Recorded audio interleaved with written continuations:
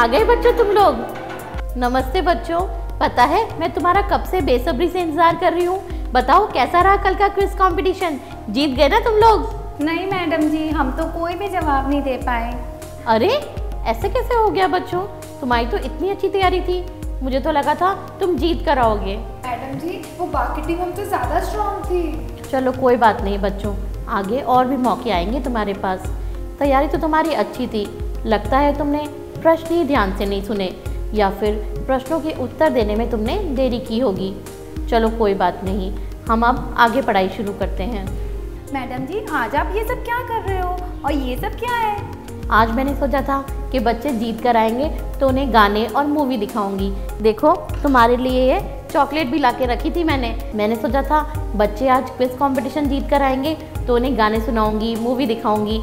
आज हम multimedia tools के बारे में पढ़ने वाले हैं, इसलिए मैंने यहाँ स्पीकर्स, हेडफोन यह सब लगाए थे तुम्हारे लिए। चलो अब यहाँ पर बैठो, हम मल्टीमीडिया टूल्स के बारे में पढ़ते हैं। मैडम जी ये देखिए ट्रॉफी, हम जीत गए मैडम जी।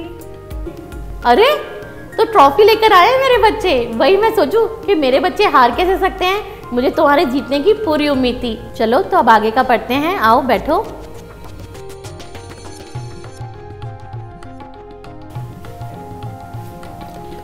मैडम जी हमारा स्कोर सबसे आगे था, है ना पिंकी? हाँ चिंकी। सच बच्चों, यह ट्रॉफी जीतकर तो तुमने दिल खुशी कर दिया। आज तो तुम्हारी चॉकलेट बनती ही है। ये लो बच्चों, तुम्हें तुम्हारी जीत की बहुत बहुत मुबारकबाद। थैंक यू मैडम जी। अच्छा बताओ कैसे कैसे सवाल पूछे गए क्विज कंपटीशन में, किसी सवाल पर अटके थे तुम लोग? मैडम जी हर तरह के सवाल थे, सब सवालों के जवाब हमने अच्छे से दिए, लेकिन 2-3 सवाल थे जो कि डेटाबेस और विंडो मीडिया प्लेयर पे संबंधित थे, उनके जवाब हम नहीं दे पाए। हाँ मैडम जी, एक सवाल मल्टीमीडिया संबंधित था, उसका जवाब नहीं दे पाए पर हम। तो चलो बच्चों कोई बात नहीं, आज हम डेटाबेस संबंधित टर्मिनोलॉजी और मल्टीमीडिया टूल्स को ही जान लेते हैं। बोलो सही है ना? हाँ मैडम जी ये अच्छा रहेगा। आज हमारे पास स्पीकर, हेडफोन यह सब भी अटैच हैं, तो हम आसानी से मल्टीमीडिया टूल्स और विंडो मीडिया प्लेयर के फीचर्स जान लेंगे। मैं तुम्हें मूवी और गाने की फाइल दिखाकर उन्हें भी विंडो मीडिया प्लेयर में चलाना सिखा दूंगी। अरे वाह, फिर तो हमारी आज की कक्षा बहुत ही रोचक होने वाली है। हाँ मजा आएगा अब तो। लेकिन वो बाद में, पहले ये बताओ कि डेटाबेस संबंधित ऐसा क्या प्रश्न था जिसका तुम जवाब नहीं दे पाए? डेटाबेस सेक्शन में 3-4 सवाल पूछे गए थे, DBMS, SQL का फुल फॉर्म। और पिंकी याद है क्या क्या सवाल पूछे गए थे? और चिंकी एक वो फॉर्म्स, रिपोर्ट्स और मैक्रोज के ऊपर सवाल था ना? मैडम जी मैक्रोज तो आपने वर्ड प्रोसेसर में बताए थे, लेकिन क्या मैक्रोज डेटाबेस में भी होते हैं? बच्चों मैक्रोज तो word processor, spreadsheet software, presentation application सभी में होते हैं। डेटाबेस एप्लीकेशन में भी मैक्रोज की मदद से क्रियाओं को स्वचालित अर्थात ऑटोमेट किया जा सकता है। और हाँ मैडम जी, एक प्रश्न प्राइमरी की के ऊपर भी था, वह हमको आता नहीं था तो हमने पास कर दिया। तो पिंकी कितना अच्छा हुआ ना कि दूसरी टीम भी उस प्रश्न का उत्तर नहीं दे पाई। हाँ चिंकी। अच्छा तो चलो पहले मैं तुम्हें डेटाबेस की इन टर्मिनोलॉजीज के बारे में ही बताती हूँ। देखो बच्चों, हर तरह की संस्था में बिजनेस, एम्प्लॉयज़, फाइनेंस संबंधित डेटा स्टोर करने की आवश्यकता होती है। तुम्हारे स्कूल में भी टीचर्स, स्टूडेंट, एकेडमिक डिटेल्स के लिए डेटा भंडारित किया जाता है। इन विवरणों को रजिस्टर और फाइल में किसी ऑर्डर में स्टोर किया जाता है। इस प्रकार के संगठित डेटा के संग्रह को डेटाबेस कहते हैं। मानवीय तरीके से संगठित डेटाबेस की तुलना में इलेक्ट्रॉनिक रूप में स्टोर डेटाबेस के बहुत लाभ हैं। क्या तुम बता सकते हो कि कंप्यूटर पे स्टोर किए गए डेटाबेस के क्या क्या लाभ होंगे? मैडम जी कंप्यूटर में आसानी से सॉर्टिंग कर पाएंगे ना, लेकिन मैनुअली तो सॉर्ट करके डेटा को लिखने में काफ़ी टाइम लगेगा।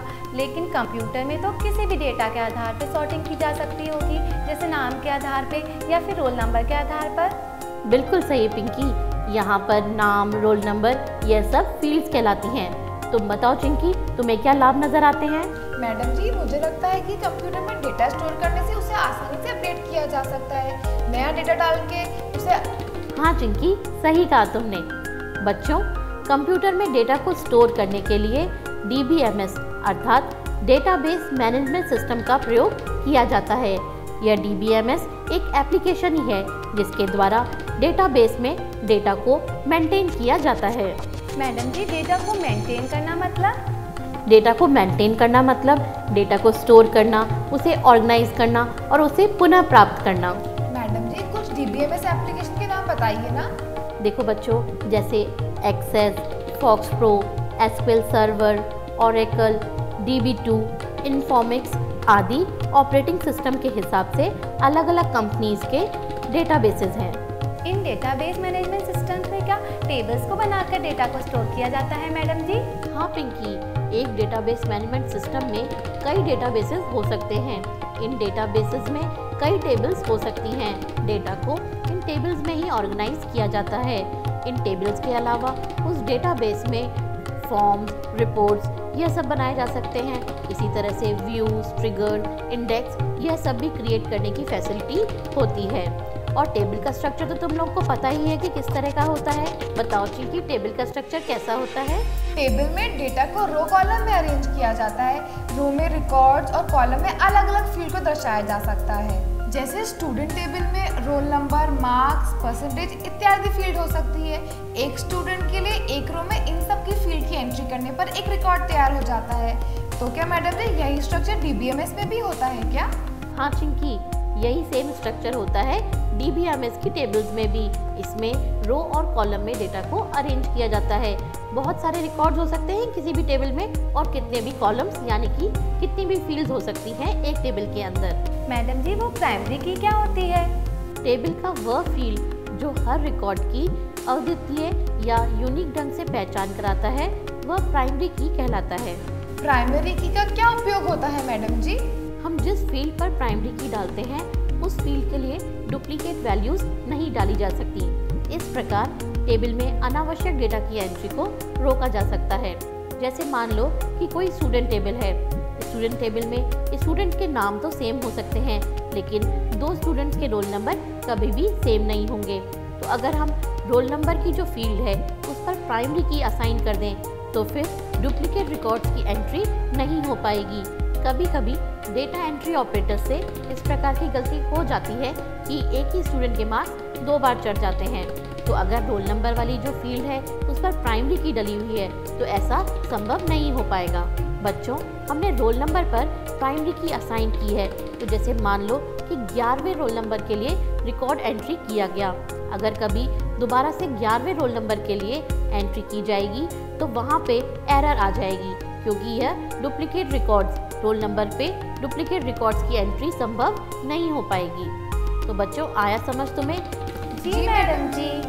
तो बच्चों इस तरह से कीज के द्वारा डेटा की इंटीग्रिटी को मेंटेन किया जाता है। आया समझ तुम्हें है? जी मैडम जी। बच्चों किसी लार्ज डेटाबेस में से कुछ डेटा को प्राप्त करने के लिए क्वेरी लैंग्वेज का इस्तेमाल होता है। क्वेरी लैंग्वेज से DBMS में क्वेरी लिखकर हम डेटा को प्राप्त कर सकते हैं। जैसे मान लो कि स्टूडेंट टेबल में से हमें उन स्टूडेंट्स का रिकॉर्ड चाहिए जो कि क्लास 5th में पढ़ते हैं। तो उसके लिए क्वेरी लिखकर उसे रन कराकर उन रिकॉर्ड्स को प्राप्त किया जा सकता है। आया समझ? जी मैडम जी। और मैडम जी फॉर्म्स और रिपोर्ट्स क्या होते हैं?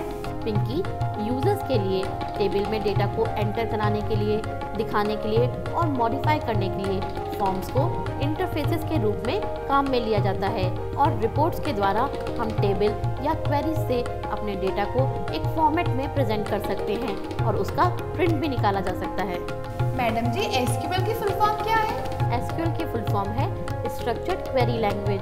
इससे क्वेरी लिखकर डेटाबेस में से डेटा को रिट्रीव किया जाता है। बच्चों यह 5th जनरेशन लैंग्वेज है। SQL अर्थात स्ट्रक्चर्ड क्वेरी लैंग्वेज बिल्कुल इंग्लिश लैंग्वेज जैसी नेचुरल है। इसमें क्वेरी लिखना अगर सीखना हो तो उसके लिए 10-15 दिन की ट्रेनिंग की ज़रूरत नहीं है जैसा कि और प्रोग्रामिंग लैंग्वेज में होता है। जैसे और प्रोग्रामिंग लैंग्वेज में अगर किसी डेटाबेस में से डेटा रिट्रीव करना हो तो उसके लिए कम से कम 20-25 लाइन का एक प्रोग्राम लिखना पड़ता है, लेकिन क्वेरी लैंग्वेज में केवल एक स्टेटमेंट से यह संभव है। तभी तो यह लैंग्वेज 5th जनरेशन लैंग्वेज कही जाती है।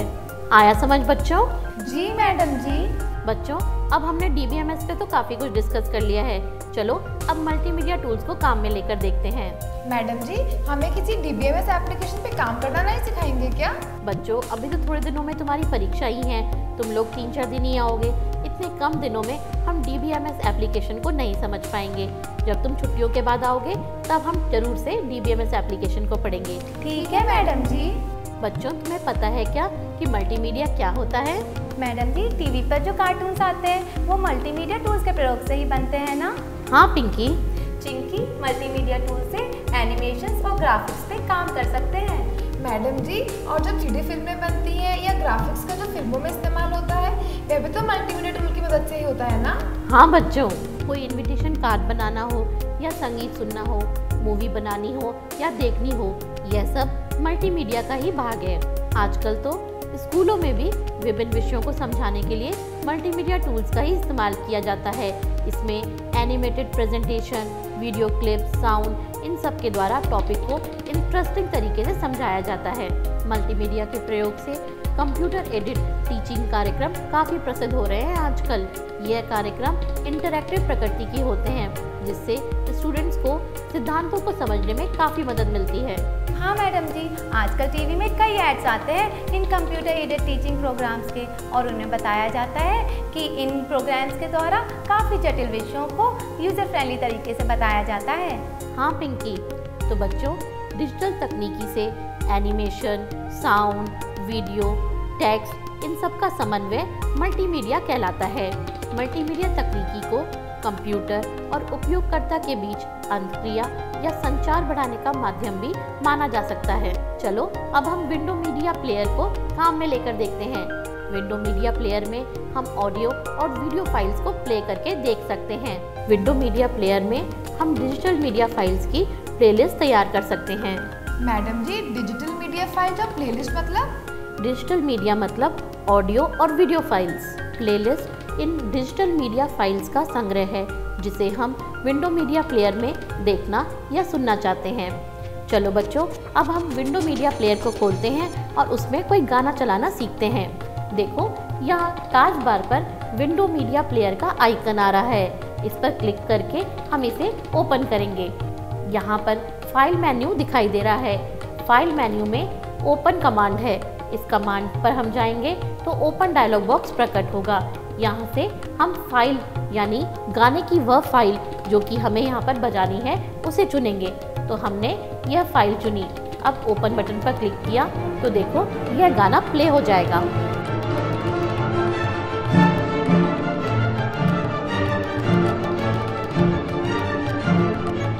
बच्चों, अभी तो मैंने गाने को पॉज करके रोक दिया है। अब मैं इस विंडो मीडिया प्लेयर को बंद करती हूँ और बताती हूँ कि कैसे डायरेक्टली हम बिना विंडो मीडिया प्लेयर खोले किसी गाने को प्ले कर सकते हैं। देखो, यहाँ भी मिनिमाइज, मैक्सिमाइज, रीस्टोर और क्लोज के बटन हैं। क्लोज के बटन पर क्लिक करके हम इस विंडो मीडिया प्लेयर को बंद कर सकते हैं, या फिर फाइल मेन्यू पर जाएंगे तो वहाँ भी एग्जिट कमांड है, जिसके द्वारा विंडो मीडिया प्लेयर से बाहर निकला जा सकता है। देखो, यहाँ पर हमारी एक गाने की फाइल पड़ी हुई है। इसे चुनते हैं। इस पर राइट क्लिक करेंगे तो हमारे पास विभिन्न विकल्प जैसे प्ले से यह गाना विंडो मीडिया प्लेयर में प्ले हो जाएगा। इसी तरह से अगर हम इसे किसी दूसरे प्रोग्राम में खोलना चाहें तो उसके लिए हमारे पास ओपन विद कमांड भी है। चलो इसे यहाँ से प्ले करके देखते हैं। प्ले बटन पर क्लिक किया, देखो विंडो मीडिया प्लेयर खुल गया।